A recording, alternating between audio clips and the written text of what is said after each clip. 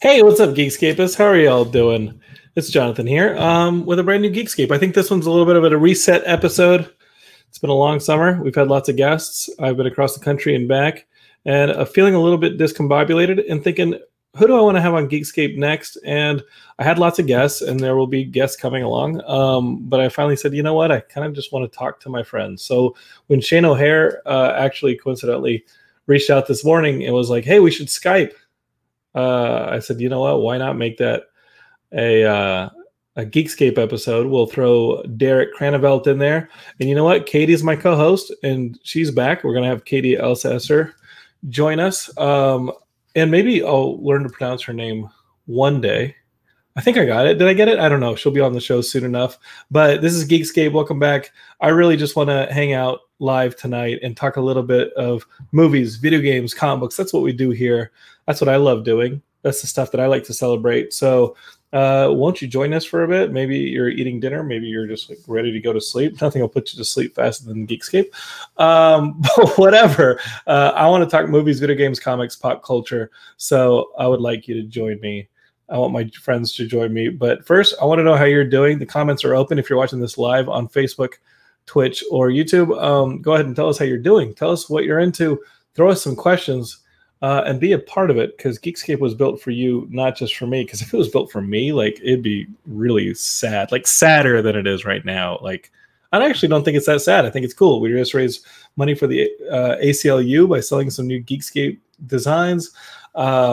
It's just like a pretty cool time to realize that I have this platform that I built for a couple years, and y'all helped me build it. And the film that we raised money for through Geekscape is getting into film festivals, and people like the brand. And even though we had to not go to Comic-Con this summer so we don't get effing COVID, we're still using our brand for good, and y'all are still a part of it. And we're getting some comments already in the Facebook and on the YouTube that we'll get to. But yeah, maybe this is a State of the Union, but really it's like a roundtable discussion of anything you want to bring up. Anything Shane, Derek, and Katie want to bring up. I would love for Matt Kelly to have joined us, but he's on the East Coast and it's way too late for him. But we'll see. Okay, let's get to it. I haven't been doing a whole lot. I've been playing God of War from 2018. Finally, Derek's gonna yell at me, but I finally started that one, and I'm almost done with it. I've been playing it all summer, and I love it. And then I finished Umbrella Academy season 2, which, if you have not been watching Umbrella Academy, go back and watch the first season, and then watch season 2. If y'all want to talk about it, we can talk about Umbrella Academy season 2. I loved it. I think it's incredible. I think it's as good or better than the comic, and the comic is a lot of fun. So, big recommendation on Umbrella Academy season 2. I can go on and on and on about the talent level of that show and how good the writing is and the visuals and the acting and everything, but you just got to watch it. It's on Netflix. I've also been watching, maybe Katie's been watching it too. It's a documentary series about video games. And I just watched the 3rd episode, and it's all about like Lord Garriott, Richard Garriott, who was like my idol growing up. He started Ultima, he started Origin Computers, and then it also talks about the beginning of Sierra Games. The 3rd episode was all about that stuff, so I was loving that, and that's on Netflix right now. But let's get them in here, all right? First, I'm going to bring in my good friend Shane. He's in Wasilla, Alaska. And George Pepe, yes, that's the name of the series on Netflix. It is High Scores. And it is a great video game series. So if you're looking for a little bit of video game knowledge, maybe you're new to video games, maybe you haven't, maybe you're a big video game fan, I'm learning something new on every episode. So High Scores on Netflix is a really great series. Okay, Shane, the pain, he's fixed his brain, and now he's coming to Geekscape to explain. Here's Shane. Hey, Shane. I'm here. Hi, it's me. How are you? You like my song? Yeah, it was good. Yeah, cool. You mentioned Comic-Con. I wanted to bring back the Comic-Con experience. I've got some Hasbro bags here. We ever need to take out the trash, we got some Hasbro bags here. And I've not put deodorant on today, so we can get that full experience. Oh, Shane, how is Wasilla, Alaska? It's as Wasilla as ever. There's a wonderful community divide about what's right and what's wrong with politics right now. So it's fun, but my personal life is great. I have zero complaints. You Rick, I could go for Rickety Cricket. Daniel in the chat says Rickety Cricket. Okay. Yeah, that's anyway. We're getting off track. Don't get derailed by the chat. It's something that like it can support you, but remember, this is still a podcast. It's still an audio medium. So please do not get derailed by it. And I've been derailed by it, but don't get derailed by the people in the chat. I won't. I got to get the rest off. I'll get the rest off. If they're on topic, use them. If they're not on topic, completely ignore them. Typical. We are going to get to some of the things that they're talking about, but for now, let's just keep going. Derek Cranevelt, for instance, says he digs the Guy Fawkes cosplay. If y'all are listening to this, you know, Shane looks like he's cosplaying as Anonymous right now. he either that or like a young Colonel Sanders. So, I've gotten the Colonel Sanders bit a few times.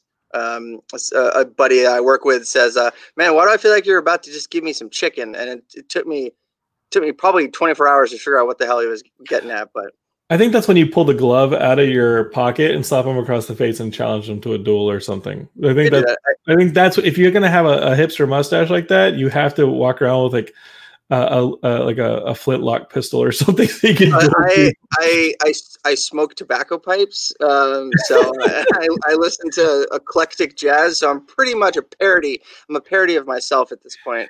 Well, you'd fit in really well in Los Angeles. So come on down. You'll hang around Silver Lake and Los Feliz and Echo Park, and hang out with all the artisanal coffee places, and it'll be great. It'll be great. Okay, next. Because you've never met Katie in person, but she's every bit my comedic, mental, and physical superior, and that's why she's my new co-host. She's Katie. She's Grady. She's really, really Gady. She's on the show, and she's gonna make you happy. I'm Gady. Beb. Beb.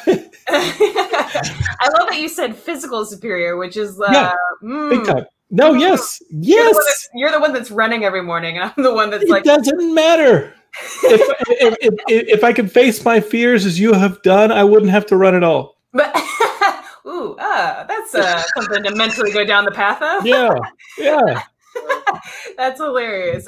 It's only because I'm just a behemoth of a woman, so that's probably the only reason. Don't be like that, please. Don't. No. Okay, fine. But I'm also getting my Guy Fawkes beard in, so that's working out. Never forgive, never forget. No. How are you? Katie, it's been a while. I went across the country and back. We did not record Geekscapes. I think we recorded 1 or 2 Geekscapes with you on it. Yeah. How are you? What have you been up to? I'm not gonna lie to you, Jonathan. It's been a tough week. My boyfriend's father got COVID a couple of weeks ago and has since passed away. Oh my God! Last time I talked to you, he was not doing well, and I kept that a secret. And you were not on the show for a bit. Yeah. And I'm sorry. I'm sorry to drop that bomb on you like that. It's been a crazy couple of weeks. So yeah, that happened last week. So I'm really sorry to hear about that. That's tough. Welcome to Geekscape. Welcome to Geekscape. It's all right time. We're gonna make things better, we hope, or we die. It absolutely sucks. I'm just glad he's no longer suffering. It's a testament that people please wear your masks. Please, because you don't know how you can pass this on, whether or not you have symptoms or not. So. Was he healthy before COVID? He was. Yeah, he was very healthy. He was sober. He was healthy. He's actually his. It's really upsetting. Yeah, I won't get too deep into the dark path at the moment. No. So you could be my physical superior, Katie, but don't get too cocky, is what you're saying. Yeah, don't get too cocky. No, honestly, and like my boyfriend and I have been quarantining for quite a bit, and the hardest thing, I think, is when you have a loved one in this kind of situation, you can't really go travel and be with them. So this thing is just, it's so terrifying and terrible. So he had to speak to his father and say his last goodbyes over FaceTime. And that, no one should have to do that. I personally, I've lost a parent many years ago, and that alone is awful. But to this whole thing, awful. Yeah. Condolences. George on Facebook says condolences. I think we all say condolences. You're a new member of the Geekscape family, but you're definitely a member of the Geekscape family, Katie. Sorry to hear that. That's tough. Yeah. Well, Derek is next. I don't have a song. All of that, Derek. If I did, I couldn't sing it long because now I'm sad, but now he'll make me glad. It's Derek from Canada. He's safe. I don't know. I don't know if I'm safe, guys. It's picking back up over here too. What a segue, though. I'm so sorry to hear about that, Katie. That's Derek's here to cheer us up. We really set Derek up for like. I tried to sing a song, Shane. I tried to sing a song, but it just was sad. It was a good one. It's a very good one.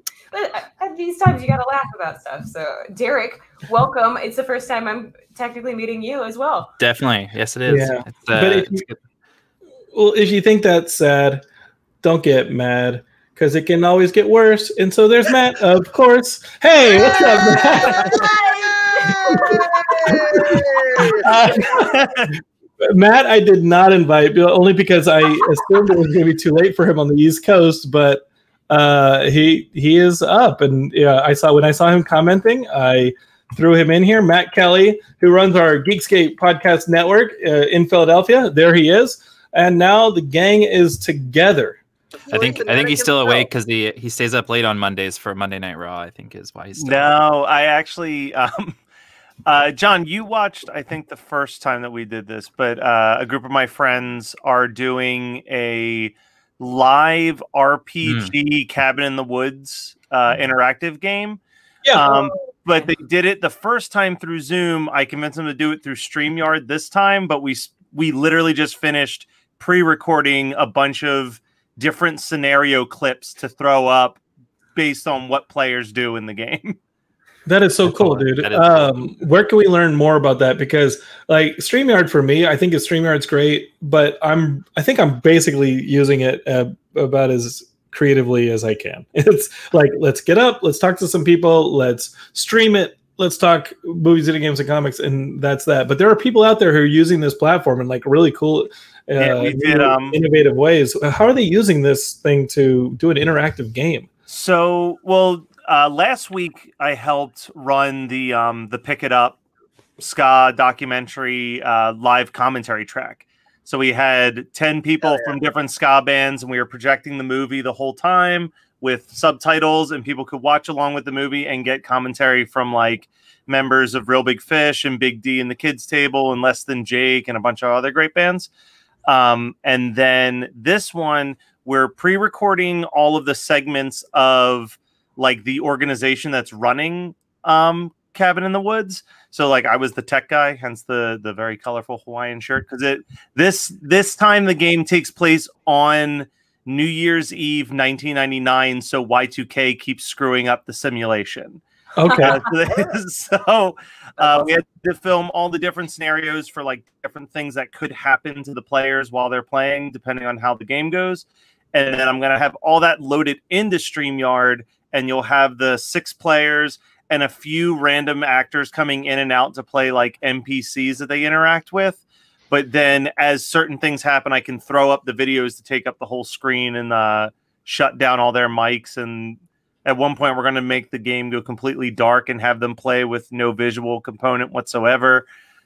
So it'll be, we're trying to find new cool ways to fuck around with the StreamYard capabilities. I love, you've actually inspired me to maybe make a sequel to Night Trap, or one of those like CD, like Sega CD, early CD-ROM games where somebody is like dressed in like really bad Hollywood attire, and he's like, listen, this is your mission. You've got to help us out. You're the only person who can stop the bugs. I gotta go, but I'll be back with more mission parameters soon. You got to be jamming me. Have you seen that episode of High Score? They cover that game. And no, I just watched the third episode before recording, and I cannot wait, because that whole Sega CD-ROM era of video games was right up my alley, and I'm like, oh my god, Kirk Cameron's in a game. It must be good. I think the only game that was good, and I will go to my grave, were those Wing Commander games with Mark Hamill, Tom Wilson. And then Wing Commander Privateer, that was Clive Owen in that one. Shit. Really? Yeah. So that was. Talent was there. I just remember coming home with like Rebel Assault 2 and being like, this is the first footage filmed in the Star Wars universe with live actors since Return of the Jedi. I got to play it. And it was basically like theater actors being like, I'm a Jedi. This is your mission. I just was telling Geekscape's very own Robert Bacon today about, do you remember the New Adventures of Pinocchio starring Jonathan Taylor Thomas from the 90s? I used to have the PC game for it that me and my brothers and sisters would play, that's like 75% just clips from the movie, and you would just play the movie. No way. Did anyone ever play the PC game for Carmen Sandiego where it actually had Chief in the game? Oh, hell yeah. Oh, yeah. That was one of my favorites. But man, the Pinocchio one would have given me nightmares. I think I'm the oldest person on this by 5 years or so at least. But before CD-ROM, before all those CDI games, you'd have those VHSs that you'd be playing a board game or something. Yeah. And it'd be a VHS, fast forward to this part of the VHS to find out who won the wrestling match. Like WWF, back when it was called WWF, had the wrestling game where you'd have like the 80s wrestlers and you'd be wrestling on a board game. There'd be a board game, and then when you'd land on a certain square, you'd have to fast forward the VHS to a certain point where Macho Man be like, oh, you think you're good enough to face me in the ring? Well, you're going to have to roll for that, brother. And whatever it was, that's Hulkster and Macho Man mixed together. That was a little bit both, yeah. And then I'm just going to do this for Bruce the Barber Recap. So I'm going to do some scissors now. And then those games were junk. Did you watch Community? No. There's a great episode of Community, and I think it was Vince Gilligan, who created Breaking Bad. His first acting role, I think, was he played the like old prospector in this video board game in an episode of Community. It's so good. Is that who Shane is cosplaying as? Is Vince Gilligan? Yeah, John, you would just like it because like the concept is they find the old VHS board game and they're playing it in the apartment, but then the after credits is like it jumps back to like 20 years ago. And it's him and his wife in their house, and he gets the phone call, and he's like, honey, our lives are about to change. I just booked a VHS board game. And she's like, we should try cocaine. He's like, we should try cocaine. The first time walking into an arcade, and I remember Einstein's arcade in Austin. Cocaine? And we would just sniff coke off the handle. The trackball was covered in coke. We would walk. I remember walking into an arcade for the first time and seeing those Laserdisc games, and of course, like the Don Bluth ones, like Dragon's Lair, immediately jumps out at you because it's beautiful and amazing. But remember the Western ones where Mad Dog McCree. Mad Dog freaking McCree was the baddest bastard out west. And if you didn't shoot him, he'd get you. And then have every racial stereotype in that game. Like some Hispanic guy playing a Native American would jump out from the barrel and throw a hatchet at you or some shit. They re-released those games on the Wii about 10 years ago, and they didn't take any of that stuff out. And it is so bad. And they like, to Amazon, my friends, we got to find. Oh my god, we got to find the Mad Dog McCree with the horrible racial stereotypes still in them. There was another game that I saw there. There's a place actually called Barcade in Echo Park, somewhere in these. Here in LA, and they had that 3D game where it was like a hollowed out bowl that you could go around 3 parts of, and it would kind of like use holograms in the middle that you could. It worked like a Laserdisc game where it was live video, but they almost looked like the Princess Leia projection from Star Wars, and they would project it in the middle of this kind of bowl, and you had to quickly either hit a button. It was almost a little bit like Simon Says, but you'd have to hit something to keep going, and it was time travel based. Also had racial stereotypes when you went out west. That I believe that was part of the same company that did Dragon's Lair. Same technology, same company. Oh, Yeah, no. but they had that cool 3D projection thing with hologram. I saw something like that. I was in right before the border shut down in Portland, and there's a great old arcade called Quarter World, which is really interesting because they've actually they have all these old machines, but they've modified them so you just pay for them via like an app. Like there's no actual quarters. It's very misleading. But they had this weird hologram. Insane looking hologram game I've never seen before, and I tried it 5 times and I couldn't get past the first step, and so eventually I just gave up. This has been great venue.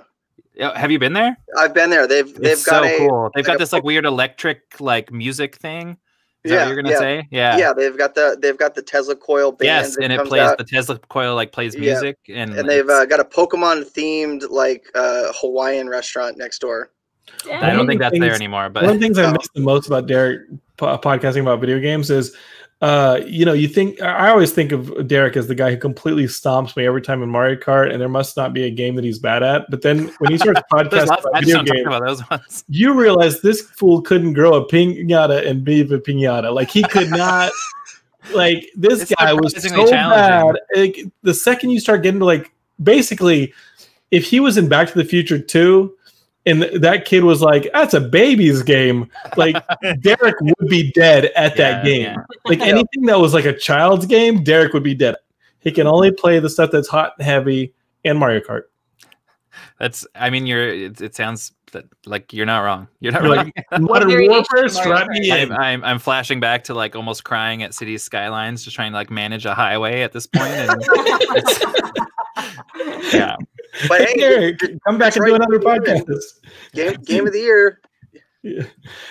So what have you guys been playing? Because I just said in the intro that I'm playing the game from 2 years ago that you all already did a podcast on. But I am loving the 2018 God of War, and I think that a lot of people are going back and doing rewatches during quarantine. Totally. They're rewatching TV. They're rewatching movies. That stuff has all been slow, and there's pretty much been a stop to it. Stuff is starting to eke out now that we're going to start getting new movies. TV's about to run out of their running room, and they got to go back to shooting because you have weird stuff going on, like the CW buying content off of DC Universe so that they can start putting stuff on CW shows like Swamp Thing that were never supposed to be shown outside of DC Universe. Are now getting shown. Well, and they're moving a lot of that stuff to HBO Max as well. Yeah, and so you're starting to see this thing, specifically in Warner Brothers, where they're starting to share content with each other because no one's filming more content. What video games have y'all replayed? What video games are y'all playing? What content are y'all getting back into during the quarantine? Oh man, the entire year leading up to a week or two ago was Microsoft Flight Sim 2020. Week one. Yeah, it's they've been making this game for about 5 6 years. And the big gimmick is you can go anywhere in the world. They've used, believe it or not, Bing Maps. Believe it or not, the Bing Maps are stellar, very, very stellar. It looks incredible. Just to the footage, especially if you can see footage in high resolution, at times it looks like fucking real. It's incredible. Yeah, and they'll use AI to build buildings, so you could literally hop in the game and fly to your house, and there will be a 3D structure of your house. And it looks like your house. The AI has built like your house. That's not creepy at all. No, it's not. It's not creepy. And it's a flight simulator, so you could just fly over to my house right now. Yeah, absolutely. Have you done flybys of our houses, Shane? I've done flybys. I've not yet. But it's real time. So he's on his way right now. But it'll take him a while. Oh, that is the not so fun part of a Microsoft. You can fast forward, I believe. Okay. You can jump to certain points. Is that correct? You can you can load in anywhere in the world. That was the thing. Their marketing was a little sketchy. Yeah, because it's like, oh, there's 30 airports, and everyone's like, wait, there's only 30 airports. That's those are just like the super. Those are just like Yeah. the super to scale detailed ones, right? Yeah. They've gone to these airports and they've used the technology that they've scanned the Earth with to scan the airports. So there's like baggage handlers moving around. There's passengers walking to and from planes. So the airports are really detailed, animated. But I live on an airport in an airplane hangar, and I loaded the game up, just typed in the name of the airport, and it loaded me right on the end of runway 20 right over there. That's crazy. And I could see my house, my hangar, and across the street is a rifle range for clay pigeon shooting. You take off, and you can see all the orange clay pigeons that have been No way. Up. Yeah. Have you found yourself in the game though, Shane? Are you in the game? Like a Google Street View type thing? I haven't. The satellite imagery is from a few years ago, so I should probably go check out the bars. Oh no! Or the gutter. So we'll see if I can find me in there. No. The thing that blew my mind was just across the inlet is Wasilla Airport, and you zoom into it, and not only can you pick, I want to start on this runway or start on this runway, you can pick what parking spot you start from. There's all the public tie downs for the airplanes. You can pick, all right, I want parking spot 3, or today I'm feeling like starting my flight on parking spot 15, and it will load you in right there. And then you can go and take off, and all these little podunk strips, because there's this weird thing about Wasilla that everybody has a runway. That's just how it's been since. It's like a 60s. Driveway. It's literally like that, but you have to register it with the state. So you're flying over Wasilla, and it's like, this is Gaddis Farms, this is B&B Boys Ranch, this is Four Corners Strip. All these little strips that, my dad's a flight instructor. I used to fly, and all these little strips that you would see, the game knows what they're called, and you can run approaches on them and everything. It blew my mind. Is any part of it creepy? I saw a tweet. A bunch of people were scoping out Epstein's island. they were like landing on the island together. They were landing on Jeffrey Epstein's island. Yeah. Oh, that's creepy as hell. Yeah, but you can do live weather. You can do custom weather. You can even you can jump into like real flights that are happening like mid-flight because it has all that data. Like you can jump into a virtual version of like an in-progress flight and like take it over. Like it's not crazy. Take it over. You're not taking over a real. It's not like some Ender's Game type thing. You're But you're talking about an actual airline flight. Yeah. Wow. Yeah, and it's like, and it's such. This game seems like it's such a big deal. Like I was reading an article about how like peripheral sales are going to go through the roof and are already going through the roof, and you can't find anything because people have been buying it up, getting ready for this game. I have one of my close friends who has been a console only gamer for like the decade that I've known him, is like he's pricing out like a $4,000 or $5,000 PC just so that he can get ready to play this game in VR when the VR headset it supports launches like in the fall type thing. Like it's peripheral, you mean like a pilot's chair and like a like whole the flight sticks and like all of that stuff is just going crazy right now. You can drop for this game. You can drop like 600-700 British pounds on just a joystick. That's how much like these peripherals get involved. You can have chairs, you can have switches, you can have little screens to set up like your instrument cluster. You can really dump a lot of money into it. And I don't know if you were a big PC gamer in the mid 2000s, but you remember the meme where it was like, does it run Crysis? Like because that was the big thing. Like that game pushed the limits. You can just now. Yeah, but everybody is saying that like, okay, this is the new Crysis, because right now there's no way that there's any hardware on the market right now that's going to run it at its fullest potential. Because it'll stream. And it still looks amazing. It still looks great. But I want to spend so much money on this game that I could have just bought a damn plane. That's essentially. Yeah. I mean, the nice thing is you don't have to spend any money on the game itself. Because it's on Xbox Game Pass. Xbox Game Pass right here. Yeah. So so you can buy this on your console? No, it's very confusing. For the PC. The Xbox Game Pass for PC, not the Xbox Game Pass. Oh, Microsoft, you've done it again. They're very bad at names. At least it's not PlayStation Now versus PlayStation Plus. And one thing that that I've been reading a lot on the Flight Sim subreddit is that there's people that are like, my grandmother used to fly. She lost her medical clearance to fly. She sitting down and is flying around her old routes. She flew out in the same plane.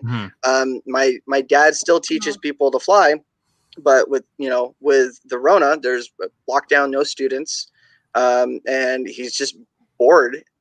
So I'm gonna build him a couple $1,000 PC, get him set up, and he's that was like Flight Sim X or 2000, Flight Sim X and X Plane.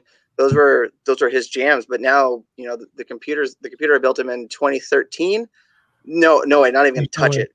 No, there's no way. So it's really to put it into like a weird perspective. I watched the pre-order trailer because they released the pre-order trailer in the middle of summer, and I was crying, like legitimate, like adult, like wow, we are. That's so funny. Like my friend that's like super excited for it sent me a message, and he's just like, I could legit imagine like once I get my VR headset, just crying at like the beauty of this. Like Shane did it at the trailer. Shows you just how emotionally unstable he is, though, Garrett. That's what we're talking about. He did it at the trailer. Yeah, it was like just the music, and just because I've been playing the Microsoft Flight Simulator is the oldest piece of software Microsoft has ever made. It predates Windows, predates Microsoft Word. It's all the way back to 1982. It's the first piece of software they ever made for retail, and it's still going. So growing up playing all these different iterations, Combat Flight Sim, it was and bonding over it with my dad because he's been flying since the 70s. It's watching that pre-order trailer, I'm like, damn, it's like it's here, because the last one came out in 2006, and it was no other updates. They released I think when Windows 10 came out, they released Microsoft Flight, which was like a free app where you just flew a little float plane around and it was kind of whatever. And they just said, hey, we're not doing it anymore. But then in secret for 5-6 years, they've been working with this French game developer, Asobo, right? Yeah, and they literally were like, you know what? The last game was a little limited. I think we're gonna step it up. We're gonna scan the entire Earth, and we'll just go from there and see where it is. No, they were doing that in conjunction with the tracking devices they're putting in the vaccines. Oh no, absolutely, absolutely. Microsoft is working on. Okay, got it. Okay, yes. See, 5G the subspace demon. We got Shane going again. Just when you and the lizard people. The lizard people. Shane what Geekscape don't understand is Shane was QAnon before QAnon. Like, he would come to Comic-Con and you'd be doing something, he'd be like, well, let me tell you the truth about that. There were so many times at Comic-Con where Shane, sober, would start going on some conspiracy theory that he'd read off the internet or off of some subreddit and be like, well, let me tell you. So there's no surprise that he now has like Anonymous's haircut because he's literally become QAnon okay. in the flesh. Yeah, so the Nephilim are coming from the subspace sector. Sent by the Bilderbergs. Oh, see, he knows. Free, open your third eye. His third eye is so open, he needs spicy. I think my come to Jesus moment was we were at Comic-Con once, and it was like the day or two before. I think it was Tuesday, and there was a guy on the street corner in sweatpants with a cape on, but he wasn't cosplaying. He was just crazy. It was like a space blanket, and he had a sign, and he was yelling stuff. And I was like, "Oh shit, John, I know what that guy's talking about." I think he's like, Agenda 21. And it's just like, oh god, I know. I just want to go put my arms around the guy and be like, I understand. I know. But he smells horrible because he hasn't taken a shower in days. When's the last time you took a shower, Shane? Oh, I take 2 a day, and then a bath. Oh. Okay. Oh, I'm very to get the nanites off of your skin. Oh no, absolutely. Never mind. There's crazy people. What was that? That's what the metallic bath is for. Oh no, I take a toaster and I put it in there with me just to discharge. Great, No, there's a new conspiracy that people are finding fuzz from like their clothes, and they think it's nano machines that are getting fried by 5G, and they're collecting them and taking them into the doctor to be like, see, look, this is the Bill Gates. Look at it. And it's like, no, that's just fleece, man. Right? That's just fleece. We had too much time on our hands before, and now we have way too much time. I want to show those people sheep and see what actually happens. They're giant semiconductors. I can't believe it. The carriers. So one thing that happened, we were talking a little bit about the Flight Sim trailer, but we got a ton of trailers this past weekend with the DC Fandome event. Some of it was really exciting. Some of it was DC stuff. No, I mean, no offense, but like I get a little weirded out when they fire like half of their editors in Warner Brothers 4 days before this Warner Brothers celebration of the company. Warner Brothers has the thing is like I'm getting a ton of this stuff in my Geekscape email box ahead of time, like, oh, you got to prepare for Fandome. There's all this cool Fandome stuff coming at you. Geekscape, you're gonna want to cover Fandome. And meanwhile, I'm reading all the stories from like my friends who work in the comic book industry who are like getting fired. And Warner Brothers wasn't just doing it to DC; they're firing a lot of people across the studio because the AT&T merger is real and COVID's hitting hard. And there's a crunch, like we talked about. There's a slowdown of getting this content out there, making it profitable, and getting ticket sales back and getting a return on any of this stuff. So there's a lot of studios that are tightening their belts, and DC. People describe it as a bloodbath, and meanwhile I'm getting these emails that are like, you're going to want to check out Fandome, and it wasn't really I will say I am very excited for Wonder Woman 84. Okay, so let's talk about the DC trailers. I'm just going to go ahead and say that the stuff that I thought was promising was, I loved it. I didn't watch any of the panels. I just saw the stuff that was getting into my inbox. Panels are tough. Like they're really tough online. Yeah, like doing these like Zoom panels, and everyone's got like shitty mics and crappy video, and it's like, why not like Geekscape? Yeah, right? Well, yeah. If I wanted to see that, I would just watch Geekscape. I would just have Jonathan mumble through a bunch of garbage. Yeah. I think the Shazam 2 stuff is exciting. I think that the Black Adam stuff with The Rock is awesome. I've known for a while that the movie involved a version of the JSA that you had like Atom Smasher and Dr. Fate in it, and that stuff is really exciting to me because I didn't really know what a Black Adam movie would look like, and so The Rock's charisma is amazing, but what is a Black Adam movie? He's basically a villain, and now he's the beginning of his own movie. So I thought that was interesting, and it's cool to see all those DC characters on screen. They have certain iterations that are already shown up in like the Arrowverse on CW and stuff like that. But DC has gone all in on the multiverse stuff because you hear about Michael Keaton's Batman coming to the Flash. Well, now there's Affleck's Batman coming in. But the thing that Suicide Squad, James Gunn's Suicide Squad was really like the most exciting stuff for me. I think that movie looks weird. I love all those characters. I love the loyal character designs. The cast is like ridiculous. And so that's kind of what my excitement level was at for DC Fandome. It's all about the Suicide Squad for me. Your tweet destroyed me the other day. What did I write, Matthew? It was like, I just wish that once I could get a Batman movie that was dark and gritty. Can someone please do it for me?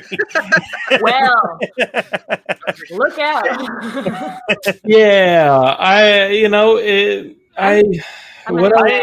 I'm so exhausted. I love Batman. Batman's one of my favorite superheroes, but come on, like how many times do we have to do this movie? So I feel bad because like there's a lot of problems that I see with that movie. And I agree with you. Like I was a big Batman comic fan because he's just got interesting villains to fight, but like we never explore more than 3 of them anytime that we make a movie anyway, so it doesn't fucking matter. Yeah. But not the Lego movie. The Lego Batman movie is the best Batman movie. I will go to my grave saying that the Lego Batman movie is the best Batman movie because he was a billionaire sociopath that nobody liked because he's freaking weird and doesn't make sense. No, I agree with that. I just feel bad because I feel like this is going to be another one of those cases where like people who only know Robert Pattinson for like the one big thing that he was are not going to give a shit about the fact that he's done in an incredible 10 years of indie films and just be like, oh, it's a sparkling vampire playing Batman. How lame. It's like, bitch, come on, he was Cedric Diggory. Yeah, did you fucking see the lighthouse? The bat symbol is made out of the gun that killed his parents. Matt, how can you not be into that? I'm only half joking. That sounds so fucking cool. And he just kept punching that guy. That guy's not getting up. Just make him Terry. Like, just make him Terry and bring Michael Keaton back for old Batman and make him Robert Pattinson as Terry. That's all. Like, we need a Batman Beyond. We don't need to see Martha and Thomas Wayne die in an alley for the 40th time. Yeah. So we're not going to say that. We're not gonna, that was just for the trailer. We're not going. They're not going to do that again. They're not going to waste our fucking time with another one of those. Maybe in the series that preempts, you know, the movies like this Year 2 story and the series that's coming to was it HBO Max or was it just CW? There's like a Year 1 type thing. Yeah. So this is supposed to take place in the second year of Batman. Mm-hmm. That's what Matt Reeves has said. But the Gotham we got City Jeffrey Wright. Jeffrey Wright as Commissioner Gordon. He looks dope. Paul Dano as the Riddler. I fucking love Paul Dano. And all those scenes that you saw in the trailer take place during the daylight of Gotham. So like that's actually what it looks like. Like that's how bright that place gets. So I forgot that this movie was coming out. So like when I first someone share the trailer, I was like, yeah, it's a pretty good parody trailer. Like, and then, like, there's gonna be SNL is gonna do it. SNL's doing a parody. That was the same reaction I had. I was looking at a bunch of meme videos, and I'm like, oh man, these cosplay vids are getting funny. I was like, oh shit, they were making a movie. I looked it up. Oh, sorry. Go ahead. Oh, I looked it up and I showed it to my girlfriend and we were watching it. And I was like, huh, what do you think of Robert Pattinson's Batman? She's like, that was fucking Robert Pattinson? No way. She's like, I don't know how I feel about that. My favorite was when they had this screenshot of Robert Pattinson with the eye makeup, and they were like, "My Chemical Romance wishes they were as dark as this." Ralph Oppel, who's like a longtime Geekscapist, he just took like a screen grab of Robert Pattinson looking dour with like his bangs and everything, and he just took a line from Little Nicky, the Adam Sandler movie, and it said, "Popeye's fucking rules." Yo, I think this whole era of Batman was predicted by the guys over at Mega 64, because about 6 or 7 years ago they made a video called The New Batman, and he's like, I'm a Puerto Rican guy and I use a gun and wear a trench coat, and then 2 years later Batman had a fucking gun and a trench coat. Yep. So I was like, hell yeah. But now he wears the gun on his chest. And it was the gun that killed his parents. I think the Batmobile looked cool too. Derek's holding out hope. He's like, no, it's you. Trust me, it's a whole new, fresh thing. I'm just a sucker. Like I realized over this, long period of staying home and thinking about how sad I am that I'm a sucker for hype and like final product, like whatever. I don't like half the time. I don't give a shit. Don't even watch it. Don't even play it. But like the fucking trailers, it's all what? Huh? Oh no! Sorry. Huh? We're all gonna go see it. I thought that we're all gonna go see it. It was pretty badass. I was gonna say one of the things I saw on the list of stuff we were going to talk about, so I'll just get there anyway, is during a recent recording of Horror Movie Night, my brother. That wasn't on the list. My brother just like randomly in the conversation was like, Can we just admit that the Bill and Ted trailer doesn't look as good as we're acting like it actually looks, and we're just really excited to see like a nostalgic trip? And we had Stephen Bay from Analog Jones on as our guest, and he's like, I don't care if it's the biggest piece of shit. I'm going to get up and walk out of my living room and say, thank God there was a movie that I could watch this year. Wait, hold on, Matt. I disagree with Brian, and I'm sad that he's been married just a few weeks, and he's already sad and down on everything. that took me a few years before I hit that point. I think that the Bill and Ted Face the Music trailers have all been awesome, promising. I am totally going to go to the drive-in and go see this movie. And the Weezer song that came out and the music video to it is awesome. And I'm totally hyped about Bill and Ted the Bill and Ted 3. I can't wait to see this movie. Do you guys get like a good chunk of new movies at your drive-ins? Like, I think we have one drive-in in the province that I live in, and it's like only an hour from here or something.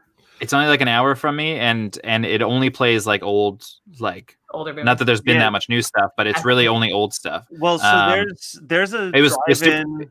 Yeah. I was gonna say there's a drive-in like an hour and a half from me that I'm gonna go to in 2 weeks, but they're doing like just some of the coolest like triple features. Like I'm going the night that I'm going, it's a triple feature of Sleepaway Camp with Felicia Rose introducing the movie, the Toby Hooper's Fun House, and Friday the 13th 7 New Blood. But then they're also doing like 2 weeks later, they're doing like Chopping Mall with Jim Wynorski introducing it, and like Redneck Zombies with Lloyd Kaufman. Well, and Matt owns, I mean, every single one of those movies, Geekscape, is if you zoom in on the video, are on his right there on the shelf. He does not need to be going to the drive-in.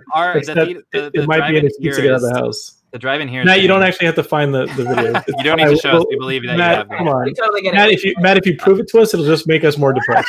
The drive-in that's near me is doing very similar stuff. Like tonight, they're playing like Candyman and Army of Darkness. When Michaela and I went like a month ago, and it was super weird because when movies, Scott. we went like a month ago, and it was The Goonies and The Lost Boys, and Michaela had never seen either of them.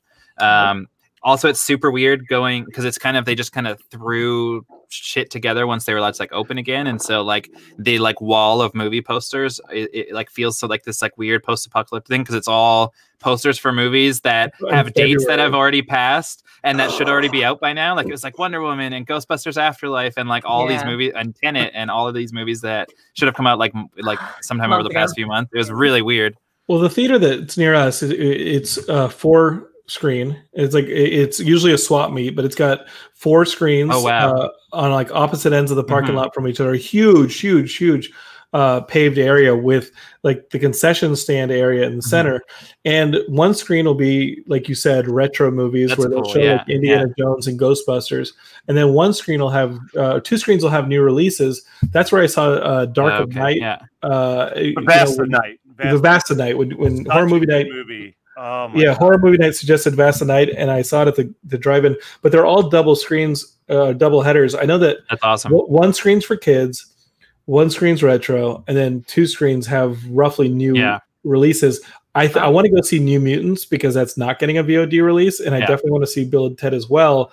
But I doubt they're playing them back to back. I think they're going to ask me to come back twice. 2 tickets, because those are like the 2 new movies that are kind of totally demographic. Ours is like one screen, and it's like this massive parking lot. And if you're not there like 2 hours early, it's like you can't even see the fucking thing. But it's one screen, and it's a crapshoot as to what they play. I got a question. I want to survey the audience. I was never like a huge like every weekend go see a movie. I would go see like the tentpole movie that I wanted to see. Like my hype film was Bond in April, but that got pushed to November, and then who knows when that's going to come out. What do you guys? What's everyone's opinion on companies like Disney doing the Mulan for $30 or these other $30 tickets for home? Do you think that'll be something that people are gonna stay with, or what's the you guys are like the movie guys. I hope so. I like $30 I think feels a little high, although at that point you're basically buying it as long as you're the one thing I don't like about the Mulan thing is that it's locked behind a Disney Plus subscription. Like if you're gonna sell it for the $30 or whatever, like throw it on iTunes, like throw it anywhere that so people can get it. Like you're trying to sell more subscriptions by getting behind this. But when Universal, that is the one thing that I'm not a huge fan of is that like you have to go behind the paywall of Disney Plus. But luckily, I mean, I caught it right when Verizon had a deal where it was like free for a year. Oh, right. So I'm like lucking out already that I have Disney Plus for free at the moment. But $30 is way less than I would have spent at a normal movie theater. So like in between the two of us, my boyfriend and I, and like that's that's awesome. Yeah, So, well, I mean, and when the Universal was like, doing, they did their rentals for like Invisible Man and The Hunt for like Mhm. $20. Like I rented like several of those because I want to see new movies. I can't go to the theater. Like, and $20. Like I probably spent like one ticket is $20. Like when I would go with my fiance. Yeah, like, Canadian money, Derek. So We don't don't be a have cheap $2 freak, tickets all here. right? What are you talking about? This isn't American like money. you guys have $2 tickets? No, no. never mind. But no, Exchange rate movie joke. like pass? that's what I was gonna say. That's where it sucks for like literally if you're like a couple and you're going together, then like the rental for 30. Someone like me who's like I know by yourself. single dude who's been like riding the AMC and the Regal card to see like 4 movies a week. I ain't paying no 30. I feel so bad for you. You kidding me? Yeah. Like, I but will say that's the hardest thing too, because like you can't be like, hey, everybody come over and like watch this movie with me, because then you're just like exposing everybody. But I will say, my friend posed, she was like, why not just have like a single person ticket? Like I'm the only person in my house. Like that's the thing that sucks. Is that I get that. Let me get it for $10 because I'm single, living by myself. I don't need to pay $30. Then they would sell $0 $30 copies. It saves money for a family, but not for a single person. If once Bill Gates nano machines come out, they'll be able to tell how many people are in a room, and then you can get your $10 Disney Plus tickets. There you go. Your trackers. Sign me up. Give me one of those Regal AMC cards while you're at it. But I gotta pay for every fucking ticket, man. I will say, like the Mulan thing, like I get it, but I also feel like it sets a really fucking weird precedent. Because like, what's to stop Netflix from being like, oh, you want that Stranger Things season 4? Well, it's an extra $30 charge now on top of your Netflix feed to get it. And that's the interesting thing too. But like, it will eventually come onto streaming. So and that's the thing too. It's like I'm paying $30 to get a movie early that I know by like November will just be on Disney Plus anyway. Yeah, that is, it's kind of the thing where it's just like, do you want to watch it immediately so that you can be a part of the conversation, or do you want to just wait a little bit and experience it for either free or for however much the subscription? Hey, if Comic-Con has told me anything, the bastards that'll line up for 6 hours, or no, 24 hours to go watch a panel that's going to be on YouTube that afternoon, they want to be first. They want to be first. My last little packet of Szechuan sauce is about to expire, so I got to get on it right away. I got another question. Katie, how many streaming services do you subscribe to? Oh my gosh, probably almost all of them. We have HBO Max, we have Disney Plus, we have Hulu, Netflix, Amazon Prime. Yeah, we go for like, and it's I will admit, it's split between a couple of people. So like, it's myself and my boyfriend. We pretty much have the main ones, and then we have some people that are related to us that have subscriptions and like allow us to watch their stuff. And like Disney Plus was free, so it's like, we touch and go with all this stuff. But, and I guess kind of similar answers from everybody. Everyone's got multiple. Yeah, we have a lot less streaming services than you guys do, but I have like Disney Plus, Netflix. We have one big one called Crave TV, which is where you get HBO here, Shudder, WWE Network, others probably. Hey Derek, if you want to use my my VPN password, you can get you that USA Netflix. Oh, I have a VPN. Use it then. So really, VPN.com/Geekscape TV. So the jury pretty much is like, if you're a family of 5 and you got kids, the Mulan thing is a deal. Because Disney is really only $13. I think I pay $13 for like the Hulu, ESPN. Yeah. I just think it's bold though that if you're like, I'm buying this for $30. Oh, next year I do not wish to continue my Disney Plus because I didn't actually watch all the nostalgic shit that I was expecting to watch and I was excited for before this came out. Like, you then lose access to that movie. But you're also getting but you're going to start getting the Marvel shows. You're going to start getting a Mandalorian season 2. That's true. I hear Hawkeye's about. Okay, I'll do it for another year. Like, Hawkeye's about to go into production, I'm hearing. They started filming a Paul Thomas Anderson movie here in Encino. So Hollywood productions are slowly starting to eke back. They have to satisfy a whole list of requirements by SAG. This production company had to shut down because they had an outbreak. Yeah, so you just have to be super careful and take it one step at a time. I've been watching the NBA playoffs, and there have been 0 outbreaks for almost 2 months there, but they are in a bubble. So if you can figure out how to make something in a bubble, then I think that's the safest way to go. Weren't they shacking up all the NBA players at Disney World?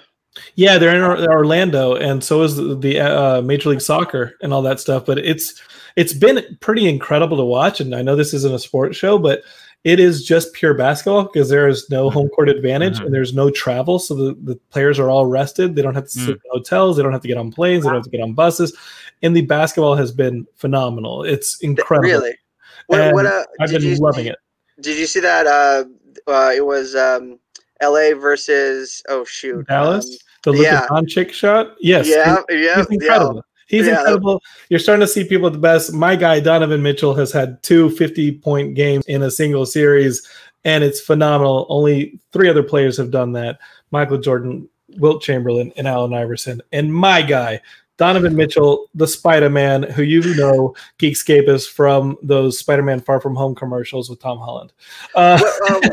One more sports question. What do you think about the piped-in fake audio that they're doing? I love it, and I think that it's important for players to get hyped up and hear like rewards from the crowd if they do something well. Otherwise, they're just yelling at each other. I know, and I think it's cool seeing like they're like broadcasting fans from home on the screens and stuff like that. They've had players' families doing their game intros, so they'll have their kids being like from so and so at guard, my dad, and they'll say their name. And like the players are getting so hyped. And I think they're going to carry out a lot of this stuff into the season. And I think that we're seeing a lot of stuff, theatrical, comic books, video games, all this distribution, all this exhibition, all this stuff is happening. We're all going to start seeing that play out once the whole pandemic is over. And so something like, I think what you said was really smart, that the Mulan thing does set a precedent for places like Netflix to start charging more. My question looking at New Mutants was New Mutants seemed like a lower risk. I thought about it back and forth with Ian over the weekend because I'm going to go see New Mutants so that Ian and I can talk about it here on Geekscape next week. And New Mutants is one of those movies that just got kind of lost in the shuffle between Fox and Disney. Maybe it wasn't that good of a movie. We'll find out this weekend. It had like extensive reshoots. But my question for Disney was, if you're going to do this program where you charge a little bit extra for a movie to come out and you're not doing VOD, why not test it out on New Mutants? But really, with something like this that's risky and they've gotten a lot of feedback on it, they did kind of need a slam dunk movie, and Mulan or Black Widow was that movie. If they'd done it with New Mutants and been like, hey, we're going to charge you $15 more for New Mutants, it wouldn't have worked on Disney Plus because it's a children's platform and New Mutants looks like a Marvel horror film. And also, if it flops, there is no doing it for Mulan. Right. No. And that's, I mean, let's be honest, of all of the movies that were supposed to come out in 2020, is anyone shocked that New Mutants is the first one that they're testing this, like, hey, we're opening up the theaters with? Because, like, to me, it's like, all right, this is the movie that you didn't see Unhinged with Russell Crowe? Yeah. Or the SpongeBob movie. What was the Shia LaBeouf one? I know Shia LaBeouf he was in something. Never mind, carry on. But, like, you know what I mean? Like, I just felt like, okay, this is the movie that's been bouncing back. I've seen 14 different New Mutant posters in movie theaters over the last 4 years. All different release dates. Yeah, like, of course they're going to use the pen. Like, this is like when you have like a failing restaurant and Corona happens and you don't offer takeout service, so you can just say that Corona is why it failed. Like, you're like, all right, like you're just like, all right, like, let's just fucking put it out. That's solid business advice, Matt. That's solid. That's you know what? I'm out. And a part of me would think, I don't know. A part of me would think this is a perfect VOD movie too. Like, a lot of these horror movies are doing okay right now because we featured a lot of them on the show recently. But you have a day and date VOD release. New Mutants would be a perfect movie to be like, hey, we're going to release it in theaters wherever you can go see it. I think it's a perfect drive-in movie. I'm really excited to go see it in a drive-in because like, who cares if you get distracted? You're having fun. It's like a picnic in your car. But they are not going to be able to put it out on VOD because of the presence of Disney Plus. You can't just go and VOD that movie at the same time because you have this entire streaming service that you're also releasing a ton of stuff on. But I know from inside fact they lost a ton of money on Onward because of this. Onward, it was like in theaters for like a week, and then with it was the last thing I saw in theaters. What were you going to say, Katie? I was just going to say it was such a blessing to have, though, at the beginning of the pandemic, because it was like I was obviously not going out at all. And then that came out on Disney Plus. And I thought it was 10 times better than I probably would have thought going to see it in the theaters, because it was just like everything was so novel at the time. And seeing like a major release just on my home TV and like having the wherewithal to just like pause it and like I need to go grab another like LaCroix or something like that and then come back and be like, man, it was so moving and I cried so much. And I know they lost a lot of money on that, but man, they'll probably make it back once everything comes back. I mean, maybe. I mean, they're still sitting on Soul. Pixar's got a few movies that were supposed to release. They're sitting on. Disney had their first loss. Profit loss in 20 years. Yeah. So, well, how much of that was buoyed by the parks? Usually, when Disney's making big money, we're talking about the parks. We're talking about those theme parks, and that was like the thing that they got a lot of criticism for opening because it's not safe to open those theme parks up, but that is the backbone of the business of the park. Well, and how much do you think this whole situation, like, I can't imagine the growth that Disney Plus had because of this. Like, it's in like, I think they said like 55 million paying customers already or something. Which, well, why isn't Quibi doing it then? I'm paying for it. I'm paying for it. Is anybody paying for Quibi at the moment? Yes, I forgot to say that one. You put that one. Is it worth it? Because like I know no one. Yeah, it's worth the free trial, but but there's I don't know. There's a few things that I've really enjoyed on there. All of them I would have enjoyed more if I didn't have to watch them in 7 or 8 minute chunks. Honestly, I think I was into the idea of Quibi from the start, from someone who like prior to this, I was like taking the train to work and like, you know, spending 2 hours a day, like getting to work and back. And I had time for that sort of stuff. And so I was really into the idea of it. I think it was a really novel idea that launched at the worst possible time, like ever. It was either going to be the best possible time or the worst possible time. Yeah. And boy, did it not hit. I remember I shot a little of something for Quibi the day before quarantine. Really?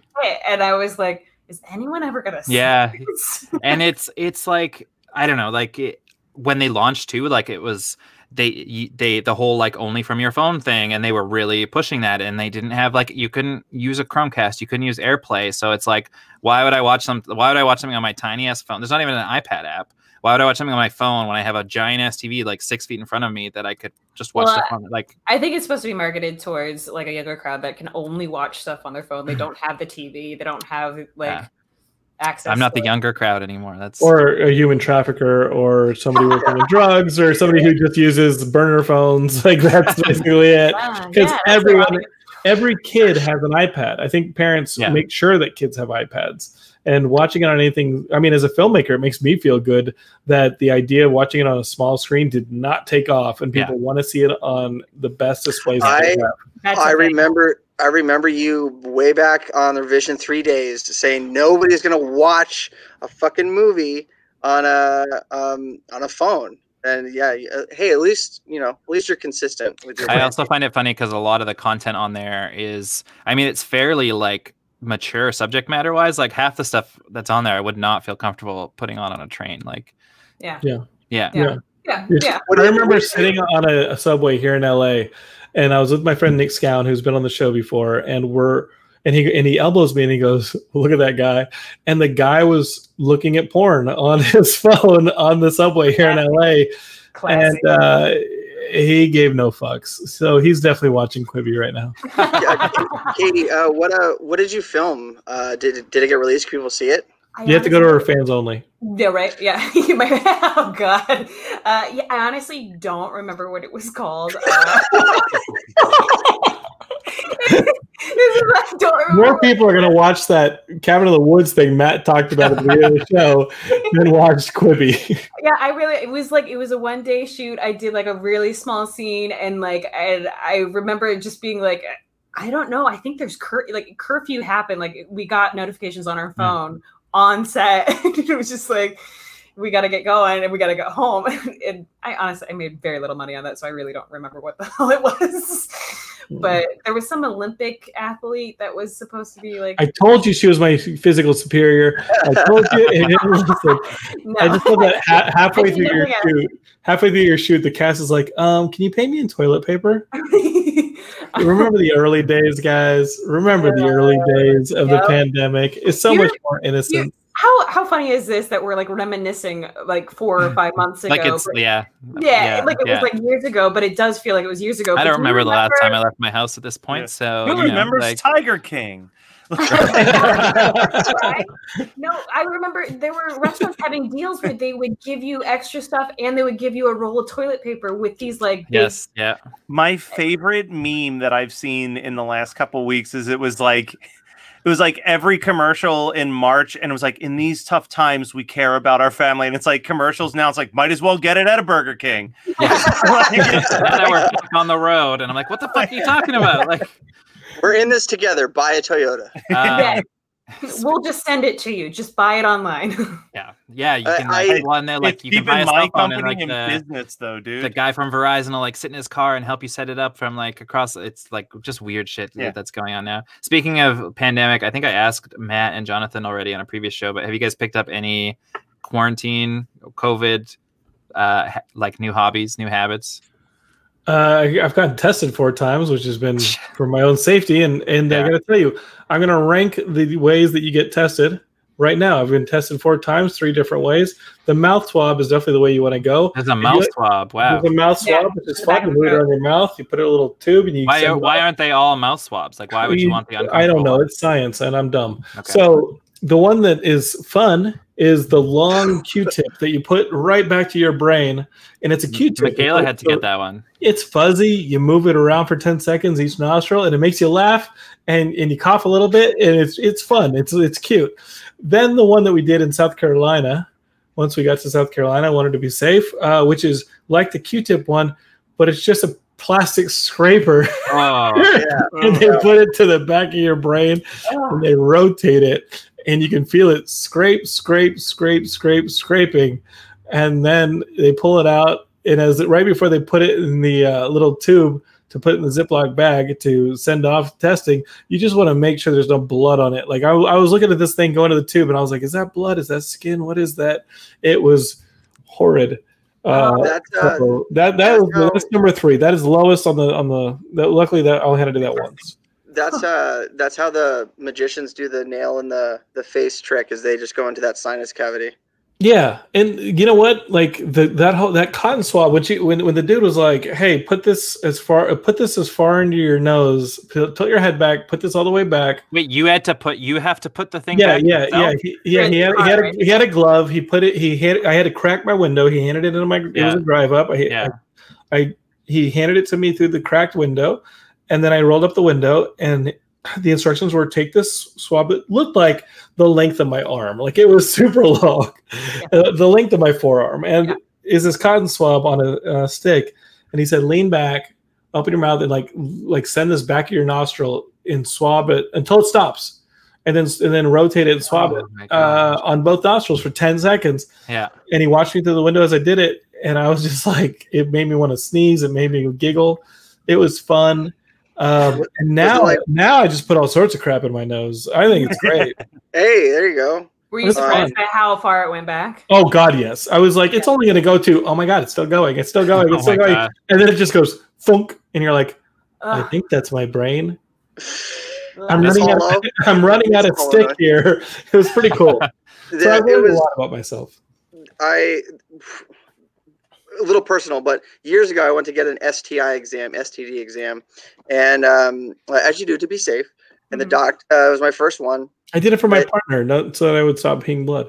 Yeah, but I walk in, and this doctor was like, he's like, "Hey, how's it going today?" I was like, "Yeah, I'm just getting safe." He's like, "Okay, well," and he pulls out one of those long Q-tips. He's like, "We're gonna take this, and we're gonna shove it down your penis." Wait, and I looked, what? And I was like, hopefully, I don't think Google didn't say that. And he was like, "Really? Hold on, I'll be right back." And he comes back. He's like, So we don't do that anymore. I'm just covering for somebody. I'm a foot doctor. Oh my gosh. So just be in this cup. Yeah, you had a podiatrist trying to do an STD test? Yeah, it was a free clinic in Wasilla, Alaska. I mean, there was like cousin, sibling, like, you know, parents and stuff. It was, you know, it was, Sarah Palin was there. It was great. But what Shane's saying is that was the only time he's had one, and he still doesn't actually know if he has no, it broke off inside, and it's just, you know. He didn't want to give them his phone number because they'd use it to track him. Remember when Shane came to Comic-Con and that person had made up the fact that like Shane was the like baby mama? Oh yeah, baby daddy. When I had a child, I was for... by myself with him. We spent an entire Comic-Con thinking. Oh, we were still on the way back when it was all falling apart. Yeah, we were still on the way. We were still on the way to San Diego. And then I get a phone call a couple months later. I get a phone call like I think 2 months later, a month or so later, that was like, she made it all up. No, he was vindicated. It was, oh man, you know, I just want to say, fuck you, Amy. All right, I knew that wasn't mine. All right, the game ain't weak. When that, okay, when that kid came out Asian, Shane was so happy. I am wheels down in Lindbergh Field, San Diego, 8 a.m. She calls me, hey, are you sitting down? I'm like, no, fuck you, none of this. What? Hey, I'm pregnant. Okay, don't worry, I'm going to get an abortion. 2 days later, hey, I went to a psychic. The psychic said I shouldn't get an abortion. Okay, I guess I'm... Psychic should have told her not to sleep with you. Yeah. It was some other dude. Yeah, worst friend on the planet. Shane's just drinking his sorrows, crying and drinking his sorrows at the bar, and I'm trying to find a Wi-Fi connection to watch the WWF. Trapped. You're like, poor guy. You're like, Shane, I love you. Like, live text me, like, he's like texting me every like 4 seconds. He's like, okay, Carmella's on SmackDown. Like, because it was the WWF draft. I needed to know. Shane's on his 19th drink.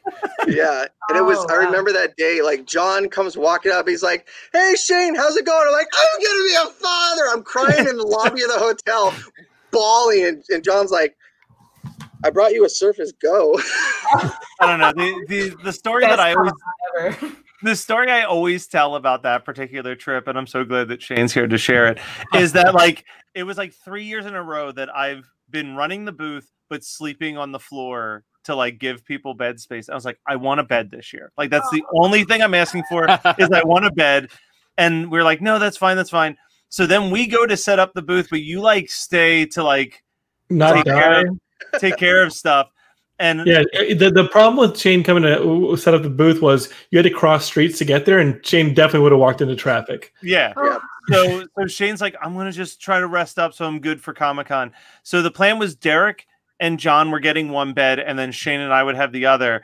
And then we come back to the hotel room after setting up the booth, and Shane is in just his boxers, spread out across the bed, and he's got like the alcohol sweats going. So I was just like, I'll sleep on the floor. I'll just sleep on the floor. Yeah, I mean, not the ear. That may have, if you had slept in that bed with him, you may have gotten pregnant. Yeah, just from all the fluid that was going on in that bed. Man, I can't imagine what it's like to be a guy and get that kind of phone call. I had a host one time asked me. He was like, "Katie, do you have any kids you don't know about?" And I was like, "We don't know about?" And I was like, "No, I'm pretty sure I'm pretty clean." The thing that still pisses me off is that she went to a music festival, did too much acid, and forgot to take her birth control. Came back, decided to take 5 at once. Sorry, they're not Skittles. They don't fucking work that way. You let everybody know. Hey, but you know what? There was 2 other guys. That was a okay. Okay. So Shane and I would have these discussions where Shane would feel like he was going astray. His life wasn't turning out. We'd have these big brother discussions, and they would usually come down to, Shane, did you get that earlier advice from somebody who hangs out at raves and does drugs? And Shane would be like, yeah. And I'm like, maybe stop hanging out with those people. Yeah. Well, and look at him now. Shane's doing awesome. Over 500 days sober. There you go. Great. I've never been more successful in my life. and he will not be crashing those virtual planes in Microsoft's Flight Simulator. Really. And I got a new vinyl record pickup. Ooh, some Rick Astley. Oh my gosh, Rick Astley. Is that the greatest hit? Did you just rickroll us on? Yeah, he just rickrolled us in visuals. Well, guys and Katie, that was fun. Anything else? Anything else we want to cover here on the round table before we let Rody back to enjoy their days? So the quantum fabric is no. I feel like I've learned so much about you in this hour. So I'm just excited for the Batman. There's gonna be some sick fucking Mondo posters of that movie. I just watched a really great documentary that's only available on YouTube. Which no, it's not the type of stuff that Shane watches.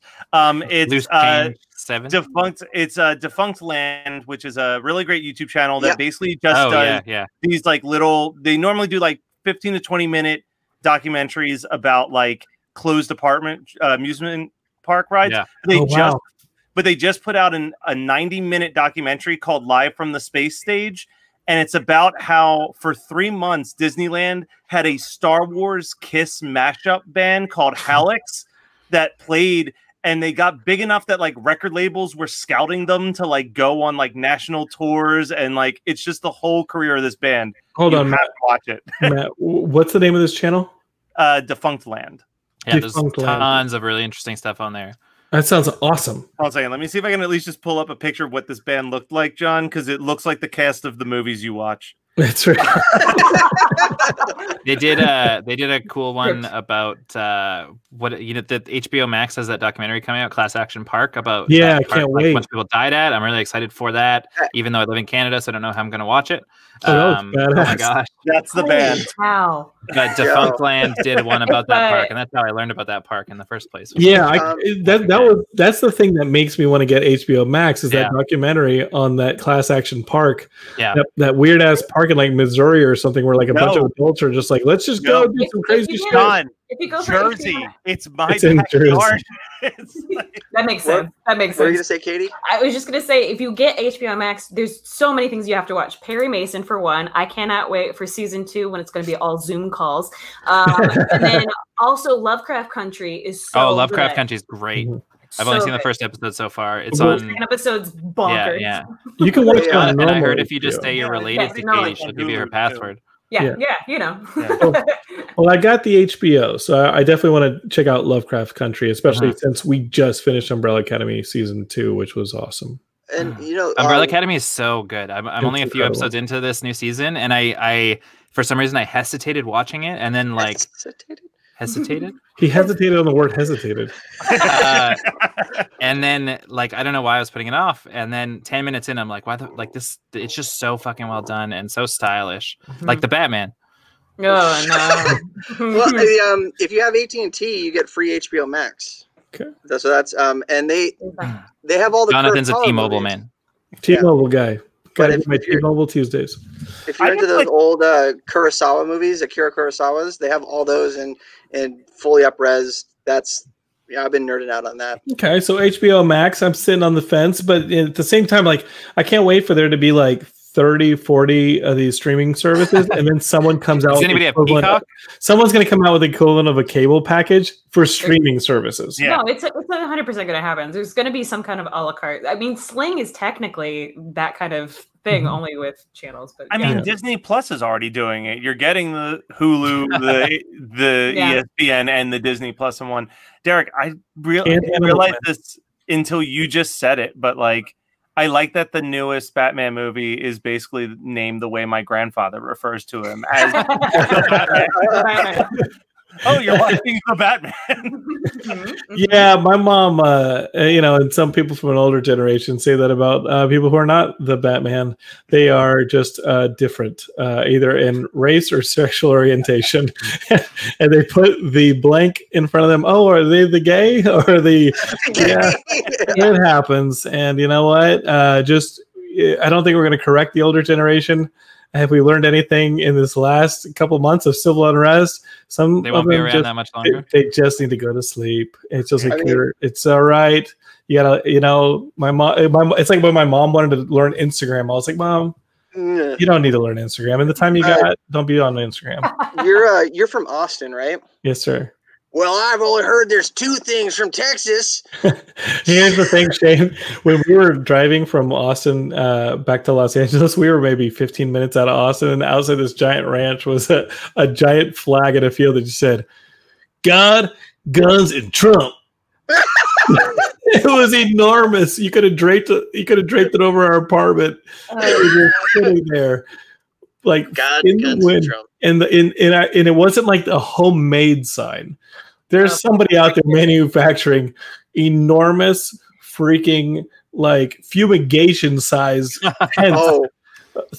flags that just say God's, guns, and Trump. So I sell printing. I was gonna say I think Shane prints those. I sell printing. I will take anybody's money. If it's been nuts, I've been taking money. Well, it's bonkers. I'm like, these are competing campaigns, and they're on the same press. If they're from the same sheet of paper, do you think if they knew they would be a little upset? Yeah. There's 2 neighbors that I see every time that I go for my daily walk, where I like to believe that they're feuding neighbors because the one person has like a giant Trump 2020 sign, like flag on their flagpole, and the neighbor directly across their street has their trash cans and recycling cans just say Trump's a fucking clown in big letters. Well done. What if it's just his upstairs parents and they just tell everyone? He's like, I'm gonna go now. They're across the hallway from each other, yelling at each other. Take out the trash. You're the trash. Yeah. Well, all right. Do you have racism in Canada, Derek? Yeah, it's alive and well. Yeah. Have you not heard of First Nations, Shane? Like, they treat them pretty bad.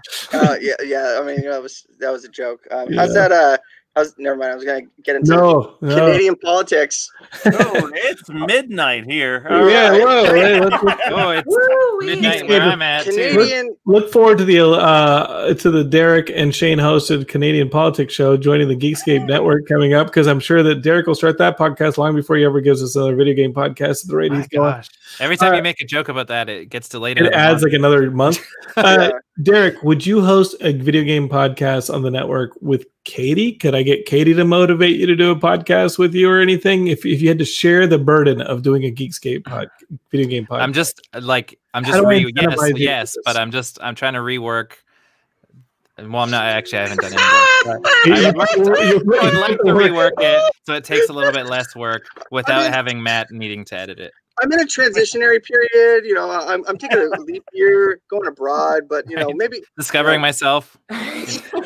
Derek, I'm just saying, we have the PS5 coming out. We got the new Xbox. Yeah. Like, we need you, man. I mean, I heard that there was rumblings of a Geekscape Games coming back. Hey, COVID. I mean, hey, it just.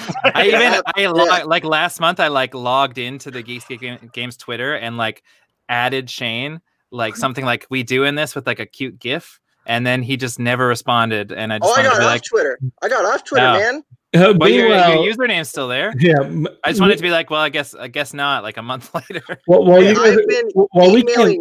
We can't squeeze a podcast out of the two of you. Matt's like, we've recorded everything through 2021 over a horror movie night. We really have. I was gonna say we're moving. We're going really. I got a very exciting text message while we were recording from Robert Bacon that just said, I hope you like sound effects because tomorrow's episode of 91 Donkey Lane's got a lot of them.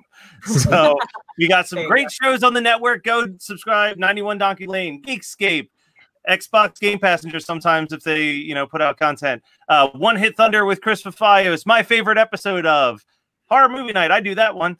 There might even be a Christmas podcast coming soon. Christmas 24/7. That's right, folks. Hosted by Mick Foley. Subscribe to anything on the Geekscape Network. I'm going to say it's all pretty good. Literally just search Geekscape and it'll bring it all up. Search Geekscape. Look out for Geekscape Games once. If you're into music, if you're into wrestling, if you're into horror movies, if you're into music, if you're into just pop culture like we've been talking about, you can't go wrong with the Geekscape Network. All right. Well, let's wrap this up. Katie, thank you so much Shane. Pleasure, guys. Subscribe to Derek. my OnlyFans. Matt, no, get your foot off of there. All right, Geekscape. Sorry about that. Again, like Matt said, go find us on social media. The really cool thing is join us on the Facebook page, the Facebook group. Search for Geekscape. You'll find us. That's really where we post a lot of content. And you can always find our shows at geekscape.net. And like Matt said, on any of your favorite podcatchers. If you do like the shows, we want you to leave a review and, give us 5 stars or whatever you think is appropriate. We aren't going to be mean about it. But yeah, thank you for joining us. Any last words? I think we've done that 5 times. I'm just happy to always have you in my life, John, for the last, it seems like 20 years since I've been listening to you. I still have a picture from the first time I met you, Comic-Con 2000. Anyway, guys, thanks a lot. That was Shane, and he was starting to get, nobody wants to hear that. He was complimenting me, and I didn't want to hear it. So, thank you, guys. That was Shane on the podcast. Do any of the 3 of y'all have anything to say? I don't like you anymore, Jonathan. I'm not gonna go wax poetic on you. So. There's only so much. You're the real Papa John. Oh, man. Love you, Shane. Geekscapists, don't hate, create. And we'll check you late, as Richter says, epic burn. That's what we do around here. Till next time.